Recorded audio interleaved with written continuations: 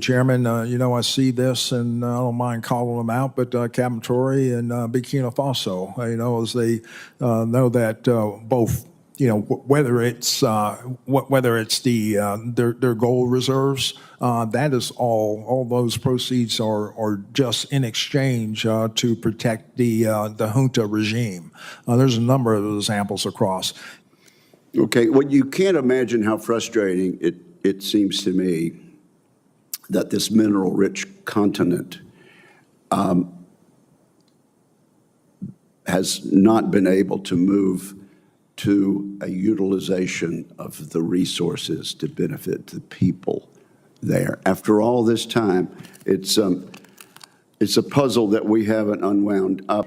Are there success stories for the citizens of African countries when these larger, more prosperous nations or companies from more prosperous areas come in and exploit these minerals? What I'm asking is, does it ever redound to the benefit of the citizens there in Africa? Chairman, there's very few cases.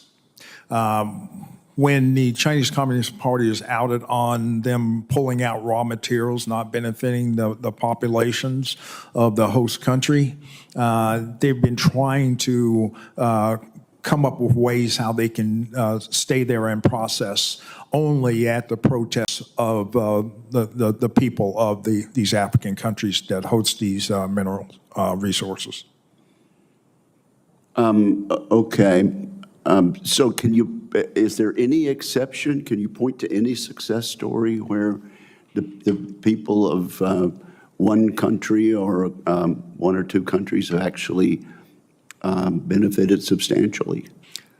Not on China's behalf. Not on China's behalf. Just what happened in Zambia when they had the spillage into the river that services 5 million people. We need to be able to do information operations to illuminate some of the irregularities and some of the malign type activities of the Chinese in African countries. Langley, have you had specific comments from any of your counterparts about the withdrawal of USAID from Africa? Have they commented to you like, why are you doing this? Or Ranking Member, thanks for that question.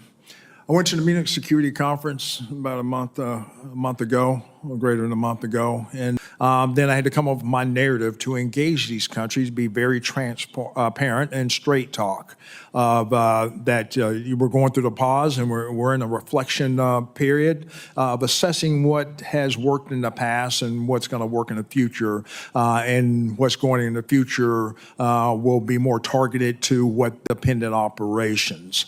I expressed this and talked to Cote d'Ivoire, their MOD, and even in Ghana, the new president-elect,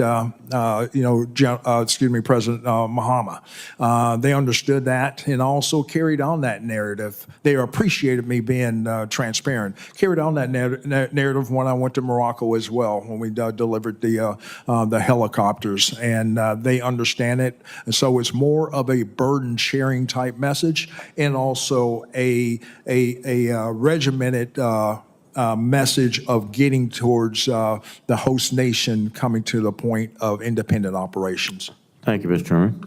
Well, thank you for that. And I remember a story that was shared with me a number of years ago by a special operator that was in charge of a small tactical unit. And they were brought into that situation because there were many warring factions in this particular area. The French were there, a few other nations were there as well, but none of them could get along, and they couldn't come together in a cohesive, collaborative engagement.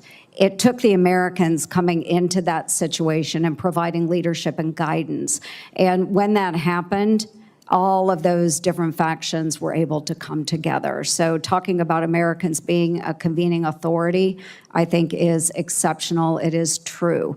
So again, I will just stress how important I think it is that the United States remain engaged on the world stage and provide that leadership. We don't have to provide all the boots on the ground, but certainly I think American leadership is valuable. Yes, Senator. As the Chinese Communist Party and even the Russian Federation are trying to encroach upon what we do as far as influence and cooperation with our African partners, they pale in comparison. There's no better type partner that the Africans can have in the United States.